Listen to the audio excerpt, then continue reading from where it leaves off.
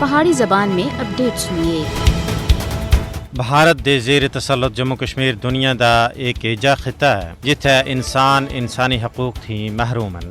جتھے ایک پاسے ساری دنیا وچ انسانی حقوق دا عالمی تہاڑا منایا جا رہا ہے، اتھے کشمیر دے محکوم و مجبور لوگ وحشیانہ بھارتی فوجی شکنجے وچ کسے دے۔ 10 دسمبر 1948 دا انسانی حقوق دا عالمی اعلامیہ واقعی ایک سنگ میل آسا، لیکن بدقسمتی نال مظلوم کشمیریاں دے حقوق دی مسلسل خلاف ورزیاں ہو رہی ہیں۔ ہر پاسے لو دی چھنڈکاں، 7 دہائیاں تھی زیادہ عرصے تھی بھارتی دہشت گرد فوج مقبوضہ ریاست جموں کشمیر وچ انسانی حقوق دے عالمی اعلامیہ دی مٹی پلیت کر رہی ہے۔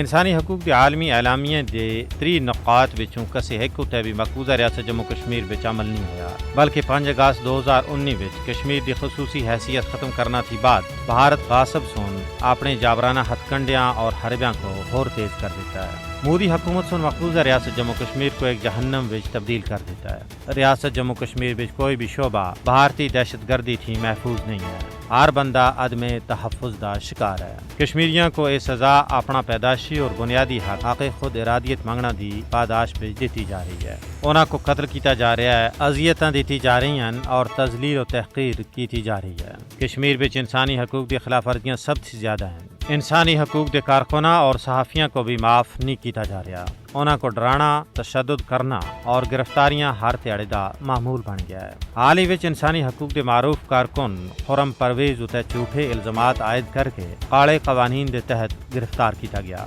بھارت سن 10 لاکھ سے زیادہ فوجی کشمیر وچ تعینات کر کے اس کو ایک فوجی چھاونی وچ تبدیل کر دیتا ہے۔ 1989 تھی ہونا تھی کر 95,920 تھی زیادہ لوگوں کو شہید، 1,63,990 کو گرفتار اور 1,10,440 تھی زیادہ املاک کو تباہ کر دیتا گیا ہے۔ ہن ویلا آ گیا ہے کہ عالمی برادری کو اپنی خاموشی توڑ کے اس سنگین جرم ہوتا ہے بھارت دی باز پرس کرنی ہو سی۔